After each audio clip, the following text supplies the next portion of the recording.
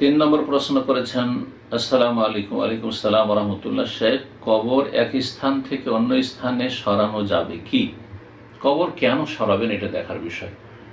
কবরকে যদি সরান মাইয়াতের স্বার্থে, কবরবাসীর স্বার্থে, তার উপকার করার জন্য, যে নদীর ভাঙন শুরু হয়ে গেছে আর এই কবরকে রক্ষা করা যাবে না, তাহলে হাড়হাড্ডিগুলো তাড়াতাড়ি করে অন্য জায়গায় স্থানান্তরিত করে দিই, তাহলে ভালো কথা।